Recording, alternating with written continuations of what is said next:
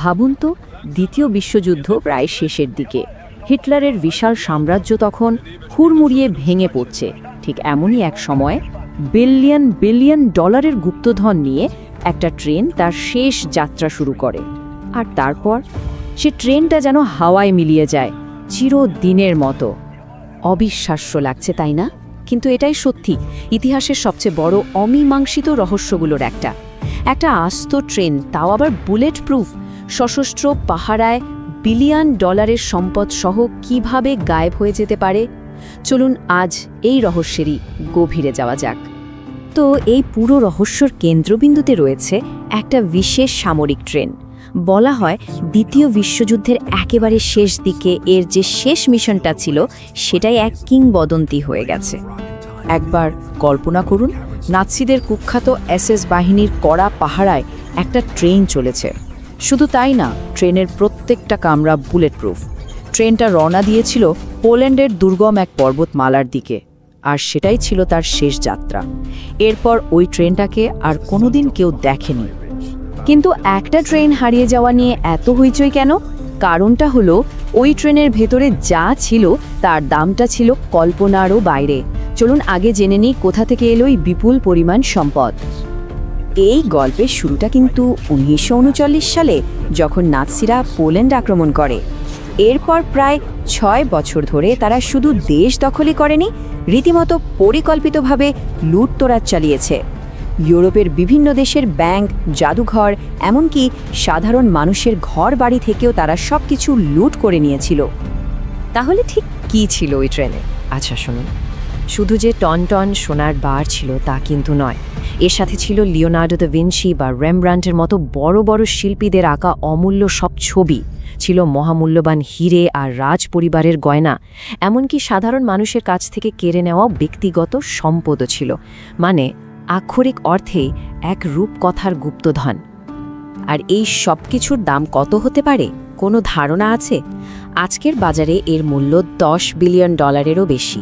ভাবা যায়, এই বিপুল পরিমাণ টাকাই কিন্তু এই ট্রেনটাকে ইতিহাসের অন্যতম লোভনীয় এক গুপ্তধনে পরিণত করেছে।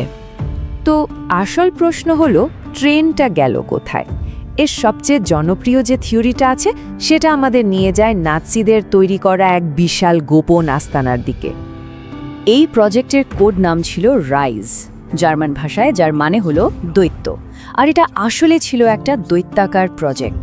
পাহাড়ের নিচে খোঁড়া হয়েছিল বিশাল এক সুড়ঙ্গের জাল, অনেকটা গোপন শহরের মতো।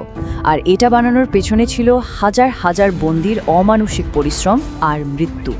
ধারণা করা হয় এটা ছিল হিটলারের শেষ আশ্রয় নেওয়ার জায়গা। তো থিওরিটা কি? খুবই সহজ কিন্তু ভয়ঙ্কর। বলা হয় সোনা ট্রেনটা নাকি এই গোপন টানেলের নেটওয়ার্কে ঢুকে পড়েছিল, আর তারপর নাৎসিরা নিজেরাই বিস্ফোরক দিয়ে টানেলে ঢোকার মুখটা পুরোপুরি ধ্বংস করে দেয়। ব্যাস, ট্রেনটা ভেতরে আটকা পড়ে গেল, চিরদিনের জন্য সবার চোখের আড়ালে। এই থিওরিটা আরও জোরালো হয় যখন স্থানীয় লোকমুখে প্রচলিত একটা ভয়ঙ্কর গল্পের কথা শোনা যায়। গল্পটা হলো, যারা এই টানেলগুলো তৈরির কাজ করেছিল, নাৎসিরা নাকি তাদের একজনকেও বাঁচতে দেয়নি, সবাইকে মেরে ফেলা হয়েছিল। উদ্দেশ্য একটাই, এই গোপন আস্থানার কথা যেন আর কেউ কোনোদিন জানতে না পারে। চলুন এবার আমরা গল্পে একটু ফাস্ট ফরওয়ার্ড করি। বহু দশক ধরে ব্যাপারটা প্রায় চাপা পড়ে গিয়েছিল, কিন্তু হঠাৎ করে 2015 সালে এই রহস্যটা আবার পুরো বিশ্বকে নাড়িয়ে দেয়। খবরের কাগজ, টিভি চ্যানেল, সব জায়গায় তখন একটাই শিরোনাম, হিটলারের হারানো সোনার ট্রেন পাওয়া গেছে। চারিদিকে হইচই পড়ে গেল। সবার মনে হলো ইতিহাসের সবচেয়ে বড় গুপ্তধনের খোঁজটা বোধহয় এবার শেষ হতে চলল।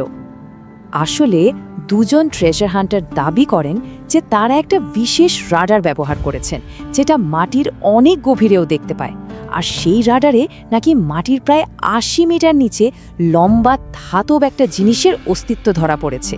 জিনিসটা দেখতে হুবহু একটা ট্রেনের মতো। পুরো বিশ্বের তখন দম বন্ধ করা অবস্থা। সবার মনে একটাই প্রশ্ন ঘুরছে, 70টা বছর পর তাহলে কি সত্যিই সেই কিংবদন্তির সোনার ট্রেনের খোঁজ পাওয়া গেল? এরপর বিশাল আয়োজন করে খোঁড়াখুড়ি শুরু হলো, কিন্তু ফলাফল একেবারে শূন্য, কিচ্ছু পাওয়া যায়নি। এত আশা, এত উত্তেজনা, সব কিছুর পর যা মিলল তা হলো শুধুই হতাশা। কিন্তু গল্পটা এখানেই শেষ হয়ে যায়নি। পোলিশ সরকার তখন একটা অদ্ভুত বিবৃতি দেয়।